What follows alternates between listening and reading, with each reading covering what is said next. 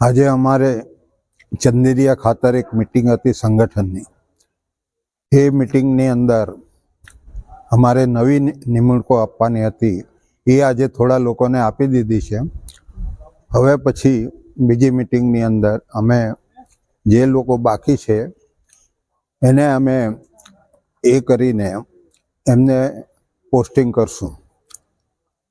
પરંતુ એ વાતનો ડર છે અમને કે આ વિસ્તારમાં જે રીતના આક્રમણ થયું છે એ રીતના અમારી જે જમીનો છે, કોલસો કાઢવાનું, સિલિકા સેન, આજે 3-4 વર્ષથી ઝઘડિયા તાલુકાની અંદર એટલી બધી ખનીજની ચોરી થાય છે, જાણે અહીં કોઈ રહેતા જ નથી અને આ કોઈ લોકો જ નથી એવું જે માનીને ખનનની જે ચોરી થાય છે એની સામે પણ અમે લડવાના છે।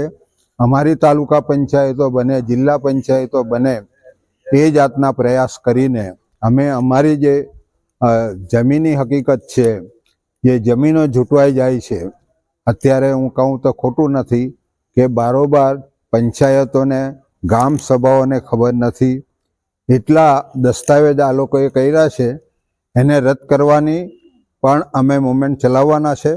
કેમ કે જમીન હવે શું છે કે આ લોકોને જમીનની ગંધ લાગી છે। જે ખનીજ છે, વરસાદ પડે, પહેલો વરસાદ પડે ત્યારે જમીન ગંધાય છે, એવી રીતના આ લોકોને ખનીજની ગંધ આવી છે।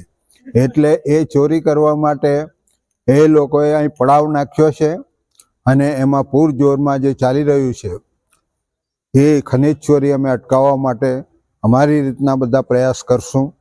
કોઈ રેલી કાઢીને બી અમે અટકાવી દઈશું, કારણ કે અત્યારે જ જેની પાસે ઈસી નથી એવા લોકોની એવી ખાણો અત્યારે બંધ કરી છે, પણ કેટલાક માથાભારે લોકો એવા હશે કે જે ચાલુ રાખી હશે, એને પણ અમે શોધીને બંધ કરાવશું।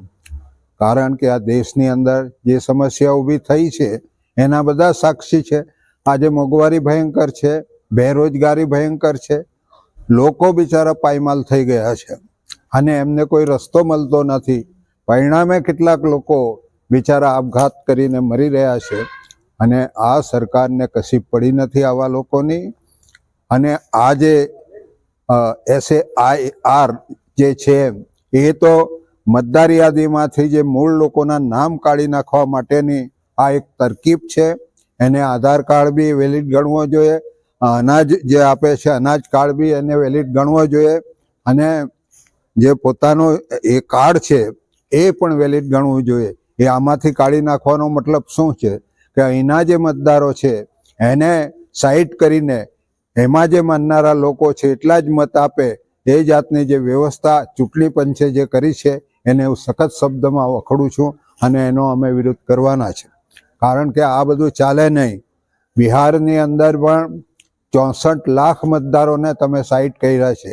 જે વર્ષોથી મત આપતા હતા એવા લોકોને તમે બહારના ગણીને જે સાઇટ કર્યા છે એ કોઈ દિવસ ચાલે નહીં, એ ચલાવી લેવામાં આવે એવું નથી। અહીં પણ એવું કરવા માગે છે, પણ એ પણ એની સામે પણ અમે લડત કરવાના છે અને ગામડા જગાડીને કહીશું કે ભાઈ આ લોકોને કહો કે આ માણસ અહીંથી આટલા વર્ષોથી રહે છે, આટલી વખત આટલી ચૂંટણીમાં વોટ આપ્યા છે અને તમે કેવી રીતના એને દૂર કરી શકો છો? એ જાતનો જે પ્રાવધાન હંમેશા દેશ પર રાજ કરવા માટે ટેવાયેલા લોકો એની આ કારસ્તાન છે, એને હું વખોડું છું અને આ વસ્તુ કોઈ દિવસ આવા લોકશાહી દેશમાં ચાલશે નહીં।